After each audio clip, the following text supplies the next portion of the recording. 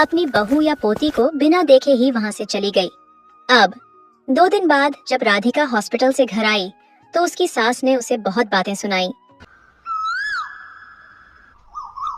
किशनपुर नाम के गांव में एक गरीब बूढ़ी माँ रहती थी। उसकी 2 बेटियां थीं और बीमार पति बेचारी गरीब माँ दिन रात मेहनत करके अपनी बेटियों को पालती। हे भगवान, इसमें तो मुट्ठी भर ही चावल हैं। इतने में 4 परिवार का पेट कहाँ से भरेगा। कोई नहीं, इसे रोमा पूजा को खिला दूंगी। मेरी बच्चियों को परीक्षा देने जाना है, भूखे पेट थोड़ी ना जाने दूंगी। ये सोचकर वो बेचारी दुखियारी माँ अपने परिवार के लिए खाना बनाने लगती है। वो खुद अपना मन मारकर अपनी बेटियों को हर खुशी देती है, खुद भूखी रह जाती थी। इसलिए भगवान ने माँ को सबसे ऊपर दर्जा दिया है। माँ से बढ़कर इस दुनिया में कुछ नहीं। माँ, दाल चावल तो बहुत ही स्वाद बना था, पर ये क्या, पतीले तो खाली हो गए। तुम्हारे लिए तो कुछ बचा ही नहीं, तुम क्या खाओगी? तुम दोनों ने खा लिया, मेरा पेट भर गया। ये लो दही शक्कर खाओ, अब जाओ वरना परीक्षा के लिए देर हो जाएगी। अब वो बूढ़ी माँ अपने आंसुओं को पूछते हुए अपने बीमार पति को उठाती है। हे भगवान, अजी आप रो क्यों रहे हैं, क्या हुआ? अरे कुछ नहीं दुर्गा, बस दुखी हूँ ये देख कर कि किस तरह तुम दोनों बेटियों को अकेले पढ़ाने लिखाने के लिए अपना पेट काट रही हो। लेकिन दुर्गा, बेटियां पराया धन होती हैं, एक दिन हमें छोड़कर चली जाएंगी। अब वो बूढ़ी माँ अपने आंसुओं को पूछते हुए, जानती हूँ जी, मगर तुम देखना मेरी बेटी मुझे कभी नहीं भूलेंगी, कभी नहीं भूलेंगी। अब वो बूढ़ी माँ अपने आंसुओं को पूछकर काम पर चली जाती है। वो दिन भर लोगों के घरों में झाड़ू पोछा करती रहती और अपनी टूटी हुई चप्पल को ठीक करके पहन लेती, पर अपने कभी कुछ नहीं खरीदती और अपनी बेटियों की हर इच्छा पूरी करती। ऐसे ही दिन निकलते गए। फिर एक दिन दोनों बेटियों का रिजल्ट आ गया। माँ कहाँ हो तुम? मैं यहाँ हूँ रोमा बेटी, आंगन में। माँ, आंगन में कितनी धूप और गर्मी है, आप यहाँ बैठकर चक्की पीस रही हैं? आटा खत्म हो गया था ना बेटी, इसीलिए कोटा का थोड़ा गेहूं कब से रखा पड़ा था तो पीस रही हूँ। माँ, गेहूं आटा चक्की पर दे आती, वो पीस देते। पूजा बेटी, चक्की वाला 5 रुपए पिसाई लेने लगा है, इतने कहाँ से देती? और 2 पैसे ऐसे थोड़ी ना बचते, कल को तुम दोनों की शादी भी करनी है। माँ, शादी वादी की छोड़ो, ये देखो आपकी बेटी ने पूरे जिले में टॉप किया है। मुझे पढ़ने के लिए शहर का सबसे बड़ा कॉलेज मिला है, जहाँ मैं फ्री में आगे की पढ़ाई करूंगी और 2-3 सालों में अच्छी नौकरी लेकर आपको और बाबा को, छोटी को वहीं बुला लूंगी। नहीं, मैं तुझे ऐसे अनजाने शहर में नहीं भेजूंगी, जाने वहाँ कैसे लोग होंगे। अगर जाना ही है तो शादी करके जा। तभी वो अपने प्यार के बारे बता देती है। माँ, आपको मेरे लिए लड़का ढूंढने की जरूरत नहीं है, मैं अनमोल से प्यार करती हूँ, हम साथ पढ़ते हैं, वो शहर का ही है। अगले दिन बड़ी बेटी लड़के वाले को घर बुला लेती है। वो लोग अमीर होते हैं। बहन जी, 2 दिन में हम शहर लौटेंगे, मैं चाहती हूँ बच्चों की शादी 2 दिन में हो जाए। जी जरूर, आपकी जैसी इच्छा है वैसे ही होगा। वादा तो दे दिया, लेकिन मुझे गरीब माँ की मुट्ठी में 1 कौड़ी भी नहीं है। अगले दिन वो गरीब माँ शादी के लिए कर्जा ले लेती है, बिना किसी को बताए। देख दुर्गा, मैं तुझे ये कर्जा तेरे घर के दम पर दे रहा हूँ। अगर हर महीने टाइम से ब्याज नहीं दिया तो तेरा घर मेरा हो जाएगा। मंजूर है सरकार। फिर वो बड़ी धूमधाम से अपनी बेटी की शादी कर देती है। अच्छा, तो मैं चलूँ माँ? हाँ मेरी बच्ची, और सदा खुश रहना। बूढ़ी माँ अपनी बड़ी बेटी को विदा कर देती है, पर अभी उसकी एक जिम्मेदारी और थी, इसलिए वो दिन रात मेहनत करती है, गर्मी में भी लगी रहती। ऐसे ही कुछ दिनों में छोटी बेटी भी पढ़ाई पूरी कर लेती है। माँ, रोमा दीदी का फोन आया था, वह मुझे अपने पास बुला रही हैं। बूढ़ी माँ अपनी बेटी की ये बात सुनकर पूरी तरह टूट जाती है और आंसू छिपाते हुए कहती हैं, तेरा क्या मन है बिटिया, क्या तू जाना चाहती है? हाँ माँ, मैं जाना चाहती हूँ। ठीक है, फिर जा बेटी। शुक्र है अब मुझे माँ के संग में इस झोपड़पट्टी में गर्मी में जिंदगी नहीं गुजारनी पड़ेगी। मैं शहर जाऊंगी, दीदी के ससुराल में तो सारी सुख सुविधा की चीज लगी होंगी। इस प्रकार वो छोटी बेटी अपना ऐसो आराम पाने के चक्कर में अपनी गरीब बूढ़ी माँ को गर्मी में अकेले छोड़कर चली जाती है। वो बेचारी उसे बस देखे जा रही थी। दोनों बहनें बड़े घर में चली जाती हैं। छोटी, कैसी है तू? मैं अच्छी हूँ दीदी। अरे तू तो पसीने से भीग गई है, चल आजा मेरे साथ। अरे वाह दीदी, तुम्हारी जिंदगी तो ऐशो आराम में सही कट रही है। यहाँ कितनी ठंडक है, गर्मी का तो एहसास भी नहीं है। आहा, ये एसी कितनी ठंडी हवा फेंक रहा है, ऊपर से इतना नरम बिस्तर। कसम से लाइफ हो तो ऐसी। अच्छा चल तू आराम कर, मैं तेरे लिए फ्रूट और ठंडा ठंडा जूस लाती हूँ। इस प्रकार दोनों बहनें ऐसो आराम में सब कुछ भूल गई थीं। वहीं दूसरी ओर वो लाचार माँ मजदूरी की जा रही थी। दुर्गा बहन, दोपहर के खाने का टाइम है, सब मजदूर खा रहे हैं, तुम अभी ईंट ढो रही हो। शायद भगवान ने मुझे गरीब बुढ़िया के भाग्य में चैन की रोटी खानी नहीं लिखी। निर्मल भाई, और देखो सबके परिवारों में से किसी की पत्नी, किसी की माँ तो किसी की बेटी उसे खाना पहुँचाते हैं, लेकिन मेरे घर में कोई रोटी लाने वाला नहीं है। इस प्रकार वो बूढ़ी बेसहारा माँ अपनी किस्मत को कोसते हुए फिर से काम करने लगती है। गर्मी इतनी पड़ती है कि उसके पैरों में छाले पड़ जाते हैं, फिर भी वो 1 मिनट आराम नहीं करती और काम करती रहती। इतनी गर्मी में वो ठीक से अपने घर में सो भी नहीं पाती थी। उनका घर अंगारों की तरह जलता रहता था। इस कारण उसके पति का भी अंतिम समय आ गया था। दुर्गा, मेरे जाने का समय हो गया है, अपना ध्यान रखना। नहीं जी, आप मुझे इस तरह से बीच मझधार में नहीं छोड़कर जा सकते। ऐसा कहते हुए उसके पति के प्राण निकल जाते हैं और वो रोती रह जाती है। अब वो अकेले ही चिता को अग्नि देती है। उसके बाद वो लाचार माँ अपनी बेटियों का रास्ता देखने लगती है। शहर जाने के बाद मेरी भी बेटियां मुझे पलट कर देखने भी नहीं आई कि उनकी गरीब माँ जिंदा भी है कि मर गई। एक तरफ जहाँ वो बूढ़ी माँ अपनी अपना लिया कर्जा उतारने के लिए मेहनत किए जा रही थी, वहीं दूसरी तरफ दोनों बेटियां ऐसी में मौज उड़ा रही थी। देखा दीदी, इस बार मैंने बाजी मार ली, मैं जीत गई। अब मुझे फ्रूट केक खिलाओगी? इसमें क्या बड़ी बात है, फ्रिज घर में ही है, बना देती हूँ। तुम दोनों को यहाँ खाने पीने की पड़ी है। वहाँ गांव में तुम्हारी माँ किस हालत में है तुम्हें पता है? ओ वो जीजू, माँ ठीक ही होंगी, और माँ को तो हमेशा से कमाने की आदत है, वो कमा खा लेंगी। अरे जिस जतन में उन्होंने तुम दोनों को पढ़ाया लिखाया, तुम्हारी परवरिश की, तुम्हारा पेट भरवाया, कभी सोचा है तुमने?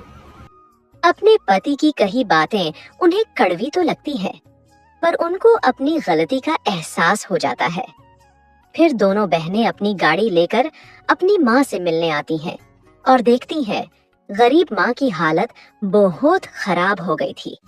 उसने जीने की उम्मीद छोड़ दी थी। रो माँ पूजा, मेरी बेटिया, तुम दोनों मुझसे मिलने आई हो। माँ, माँ तुम ठीक हो? ये कैसी हालत बना ली है तुमने, और पाँव में इतने छाले पड़ गए हैं। अपनी माँ की इतनी बुरी हालत देखकर उन दोनों बहनों को अपने बचपन की याद आ जाती है और उन्हें अपनी गलतियों का एहसास हो गया और वो माफी मांगने लगी। माँ हमें माफ कर दो, अपनी जिंदगी की खुशियाँ मनाने में हम इतनी ज्यादा खो गई थी कि भूल बैठी कि हमारी अच्छी जिंदगी हमारी गरीब माँ की ही देन है, जिसमें धूप को भी धूप न समझा, बस मेहनत करती रही और हमें छांव देती रही। अब तुम हमारे संग रहोगी? नहीं बेटी, मैं अपनी जिंदगी की आखिरी उम्र इसी घर में गुजारना चाहती हूँ, यही मेरी इच्छा है। तो फिर हम इस इच्छा को पूरी करेंगे माँ। तुमने अपना फर्ज निभाया, अब तुम्हारी ये दोनों बेटी अपना फर्ज निभाएंगी। दोनों बहनें अपनी माँ के लिए एक पक्का घर बनवाती है। इस प्रकार वो सब अब फिर से खुशी खुशी रहने लगते हैं। अरे अपनी बहन की तरह तू भी मनहूस निकली। कैलाश बेटा, ये दोनों बहनें ही मनहूस है, तू इन्हें छोड़, ये तेरे वंश को आगे नहीं बढ़ने देंगी। मैं तेरे लिए कोई भाग्यशाली लड़की ढूंढूंगी। आखिर ऐसी क्या वजह थी जो कमला अपने बेटे बहू को इतनी खरी खोटी सुना रही थी? इस बात को जानने के हमें चलना होगा थोड़ा पीछे। मेरी हर धड़कन क्या बोले है, सुन सुन सुन सुन। साजन जी घर आए, साजन जी घर आए, दुल्हन शर्माए, साजन जी घर आए। अरे ओ दुल्हन के देवर, जीजा तो सलमान खान बनकर अपनी काजोल को लेने आ गए, लेकिन तुम किस लिए आए हो? अरे ओ दूल्हे की साली, अरे हरे दुपट्टे वाली, हम अपनी भाभी जी को ले जाने आए हैं। ना बाबा ना, हम अपनी दीदी को अभी नहीं भेजेंगे। पहले जीजा जी के सर पर सेहरा सजेगा, उसके बाद ही दुल्हनिया की डोली उठेगी। इस प्रकार दोनों दूल्हे का भाई और दुल्हन की बहनों में तकरार होने लगी और हंसी मजाक चलता रहा। थोड़ी देर बाद शादी होने के बाद दुल्हन अपने परिवार से विदा होने लगी। मेरी प्यारी बहना, मैं दुनिया को अलविदा बोल सकती हूँ, लेकिन तुझे कैसे अलविदा कहूँ? दीदी, कभी अलविदा ना कहना। भले ही तू पराए घर चली जा, लेकिन तू हमेशा मेरी दीदी ही रहेगी। अरे अरे, बस हो गया दूल्हे की साली जी का भाषण। चुप करो दुल्हन की देवर, तुम्हें तो बस हमें छेड़ना ही आता है। ये लड़की, हाय अल्लाह, हाय हाय रे अल्लाह। इस प्रकार दोनों में खट्टी मीठी शरारत भरी बातें होने के बाद राधिका अपने घर वालों से विदा होकर अपने ससुराल चली गई। जहाँ सभी लोग उसकी विदाई में रो रहे थे, वहीं दूसरी तरफ उसकी छोटी बहन सबसे अलग थी। दीदी तो जा रही है, लगता है कि अब मुझे आलोक से मिल लेना चाहिए। उसने मुझे मैसेज किया था कि वो यही है, लेकिन है कहाँ? मैं यहाँ हूँ। अरे ढोलक वाले भैया, आप पागल हो गए हो? मेरे घर में मुझे ही छेड़ रहे हो। अभी अपने बाबा को बुलाकर तुम्हारी ना।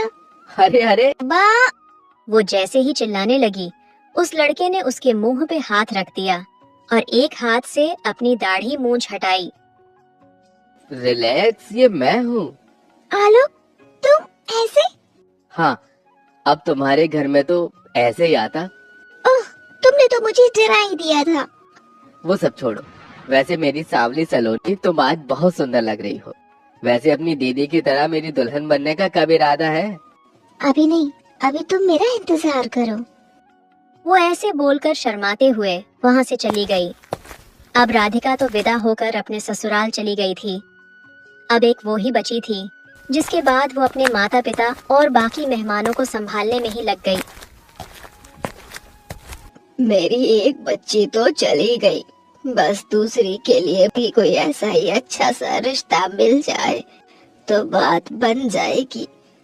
आप फिक्र मत कीजिए, मेरे लिए भी कोई बहुत स्पेशल भगवान ने बनाया ही होगा।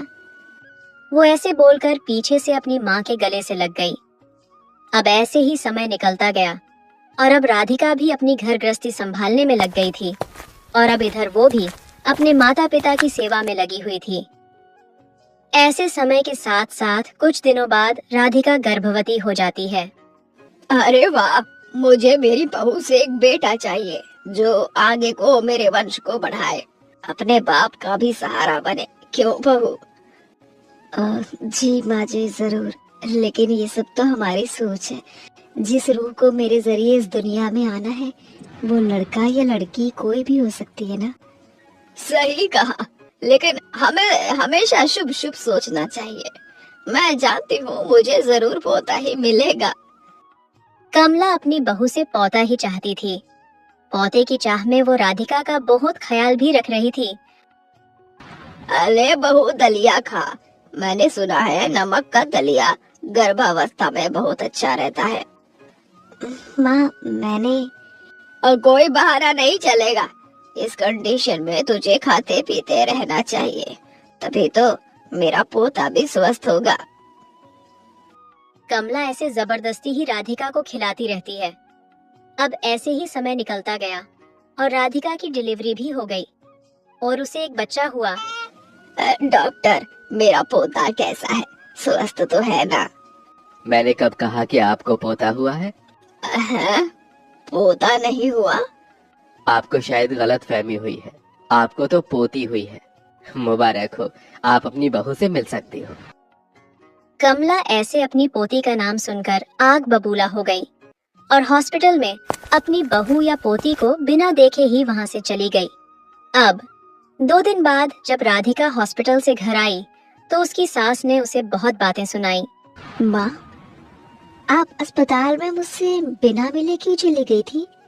अरे, मैं तो तेरी शक्ल भी देखना नहीं चाहती हूँ। मनहूस, तुझसे एक पोते की उम्मीद लगाई थी मैंने। हाँ? मुझे ये एक खुशी भी नहीं दी गई तुझसे। माँ जी, लड़का या लड़की पैदा करना मेरे हाथों में नहीं है। मैं कुछ नहीं जानती हूँ, मुझे अगली बार पोता ही चाहिए वरना। कमला ऐसे राधिका को बहुत बातें सुनाकर चली गई।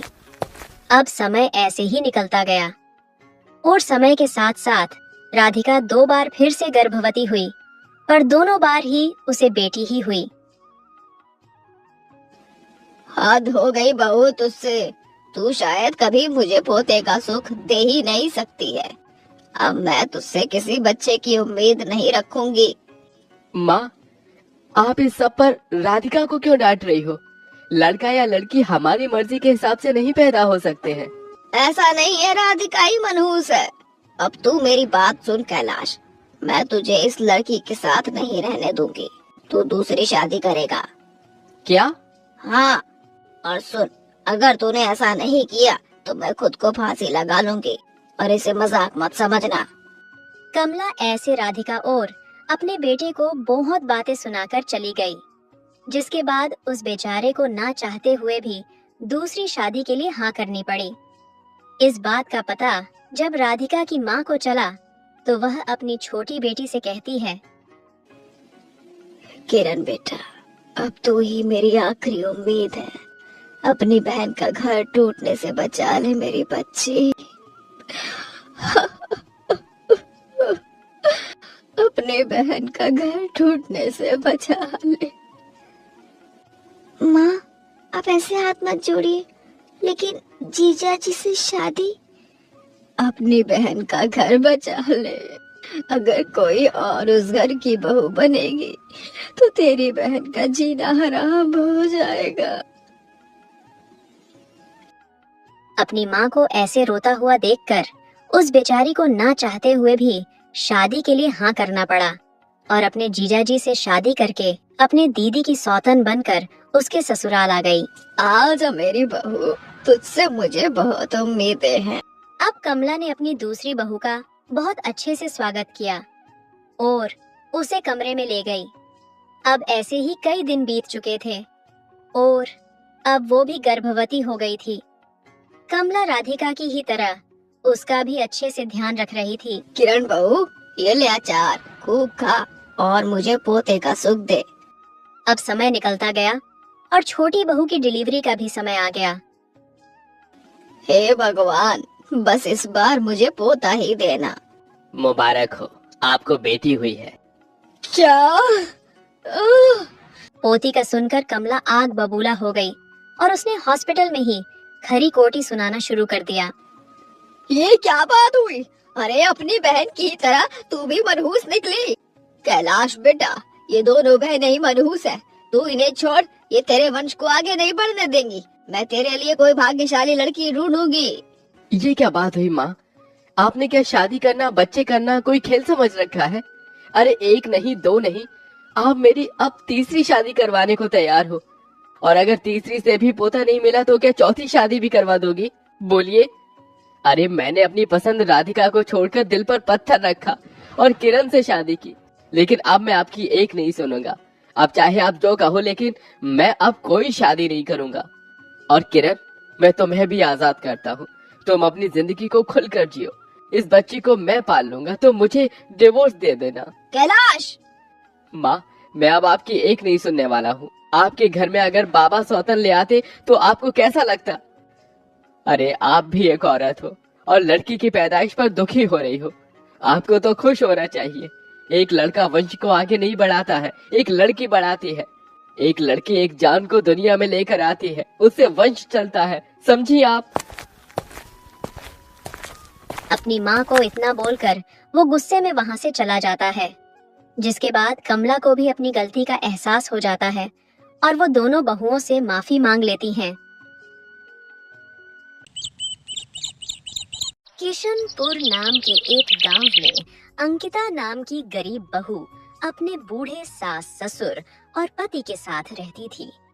वे बहुत गरीब थे। अरे वाह अंकिता, आज खाने की खुशबू तो बहुत अच्छी आ रही है। आज मैंने खाने में दाल चावल बनाए हैं।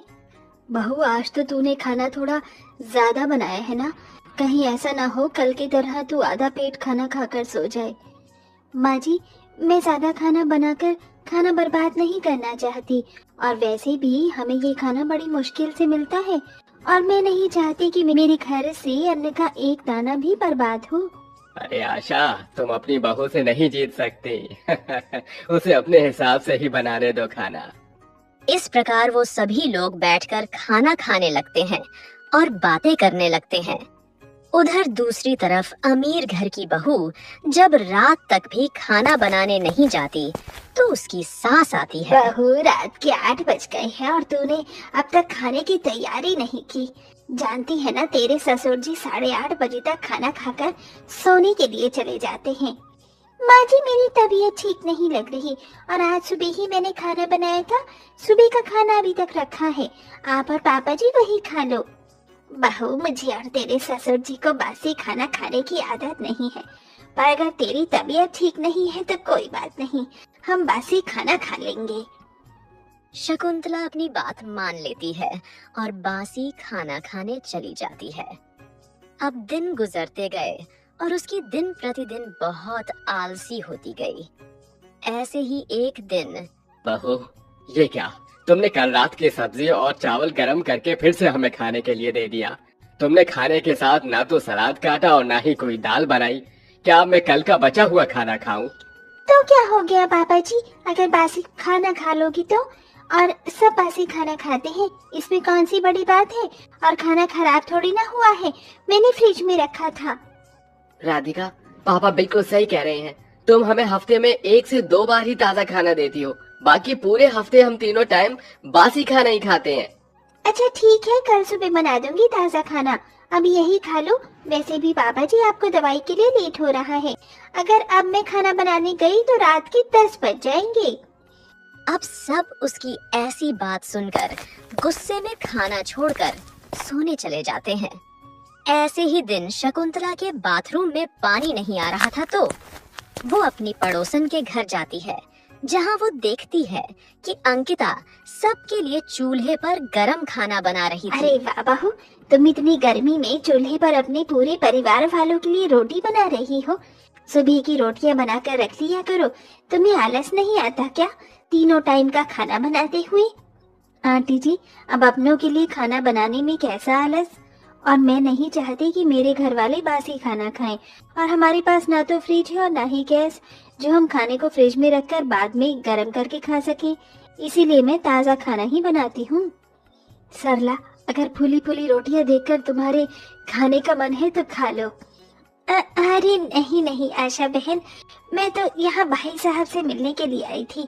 दरअसल मेरे बाथरूम में पानी नहीं आ रहा और भाई साहब को थोड़ा बहुत प्लम्बर का काम आता है, तो सोचा क्यों ना भाई साहब से ही ठीक करवा लूं। वो तो अभी बाहर गए हैं, जैसे ही आएंगे मैं उन्हें तुम्हारे घर भेज दूंगी। शकुंतला ऐसा बोलकर वहां से चली जाती है और घर आकर देखती है तो फिर से बासी खाना देखकर अपनी बहू पर भड़कने लगती है। बहू, मैंने तुझे 1000 बार कहा है हिसाब से खाना बनाया कर, पर तू तो पूरी बारात का खाना बनाकर रख देती है। आज हमारा 30वां दिन है जब हम बासी खाना खा रहे हैं। एक बार अंकिता के घर जाकर देख, वो कितनी गरीब है पर फिर भी तीनों टाइम का ताज़ा खाना बनाती है अपने घर वालों के लिए। माँ जी, मेरी बस की नहीं है इतनी गर्मी में इतने लोगों के लिए 3 टाइम का ताज़ा खाना बनाना। अगर आपको इतनी ही दिक्कत है तो आपको एक खाना बनाने वाली नौकरानी रख लो। बहू, अगर घर में सिर्फ गिनती के 4 लोग हैं और उनके लिए भी मैं नौकरानी रखूं, सही कहते हैं लोग, इंसान के पास जितनी ज्यादा फैसिलिटीज होती है इंसान उतना ही ज्यादा कामचोर और आलसी हो जाता है। शकुंतला ऐसा बोलकर वहां से चली जाती है और रसोई में आकर खुद खाना बनाने लगती है और उधर उसकी बहू अपने कमरे में जाकर अपनी माँ को फोन करके अपने ससुराल वालों की बुराई करने माँ, लगती है। तुमने कैसे घर में शादी कर दी है मेरी? मेरी सास हर वक्त मेरा कंपैरिजन मोहल्ले की उस गरीब बहू से करती है। उन लोगों के पास खाने के पैसे नहीं है, इसीलिए थोड़ा थोड़ा खाना बनाते हैं। पर हमारे पास किस चीज की कमी है जो मैं किश्तों में खाना बनाऊं? अरे राधिका बेटा, तो इतनी परेशान क्यों हो रही है? तेरा काम है खाना बनाकर रखना, तो वो कर दे। अब उनका खाने का मन होगा तो खाए, नहीं खाने का मन हो तो भूखे रहें। बस तू ज्यादा परेशान मत हुआ कर। आप सही कह रही हो माँ, अब मुझे ऐसे ही करना पड़ेगा। अगर इतनी ही दिक्कत होगी तो रख लेंगे कोई नौकरानी। इस प्रकार दोनों माँ बेटी अपनी सास की बहुत बुराई करते हैं। ऐसे ही दिन निकलते गए और एक शकुंतला जब बाजार से घर लौट रही थी तो उसकी पड़ोसन उसे आवाज देती है। ला बहन, आज मेरी बहू आलू टमाटर की सब्जी बना रही है, पर घर में टमाटर नहीं है। अगर तुम थोड़े से टमाटर दे देती तो। अरे आशा, टमाटर मांगने में इतना हिचकिचा क्यों रही हो? रुको, मैं अभी तुम्हारे लिए टमाटर लेकर आती हूँ। शकुंतला अमीर थी पर उसे जरा भी घमंड नहीं था। अब वो घर से टमाटर लाकर उसे दे देती है और पड़ोसन के साथ बैठकर बातें करने लगी। तब तक राधिका पूरी सब्जी बना लेती है। आंटी जी, आज मैंने आपके लिए भी खाना बनाया है, प्लीज मना मत करना। अरे बहू, मेरे लिए खाना बनाने की क्या जरूरत थी? कैसी जरूरत नहीं थी? हमें जब भी मदद की जरूरत पड़ती है आप हमेशा हमारी मदद करती हो, और आज मेरी सब्जी आपके दिए टमाटर की वजह से बन पाई है। अगर टमाटर नहीं मिलता तो आलू टमाटर की सब्जी नहीं बन पाती। शकुंतला बहू के इतना कहने पर उनके घर खाना खाती है और वो उसे बहुत पसंद आता आशा, है। अंकिता बहू, तुम दोनों नहीं जानती, पर आज बहुत दिनों बाद मुझे ताजा खाना खाने को मिला है। आशा, तुम गरीब होकर भी हम अमीरों से अच्छा खाना खाती हो। हम इतने अमीर हैं, हमारे पास सारी फैसिलिटीज हैं, चीजें हैं, पर फिर भी हमारे नसीब में बासी खाना ही लिखा है। तुम्हारे पास कुछ नहीं है, पर फिर भी तुम 3 वक्त का ताजा खाना खाती हो। और ऐसा क्यों सरला बहन? हमेशा बासी खाना खाना भी सेहत के लिए सही नहीं होता। अब क्या कर सकते हैं बहन, हमारी बहू है ही इतनी निराली। अच्छा, अब मैं चलती हूँ। शकुंतला अब उनके घर से खाना खाकर आ जाती है और घर आकर देखती है तो उसके पति की तबीयत खराब हो गई थी बासी खाना खाने की वजह से। तो शकुंतला डॉक्टर को बुलाती है और डॉक्टर आकर बताता है कि उसे फूड पॉइजन हो गया है। तो शकुंतला को गुस्सा आ गया और वो अपनी बहू पर भड़कने लगती देख है। रही है बहू अपने ससुर की हालत? आज इनकी जो भी हालत हुई है ये सब तेरी वजह से हुई है।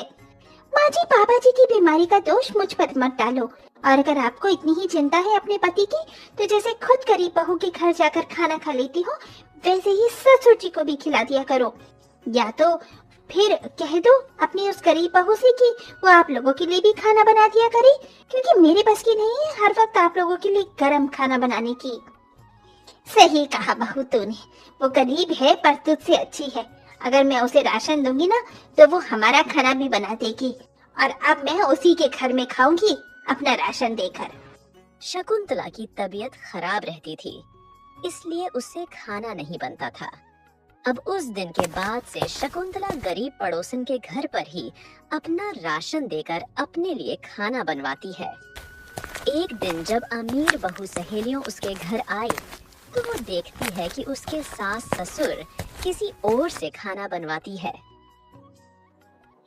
राधिका, तू इतनी अमीर है फिर भी बासी खाना खाती है।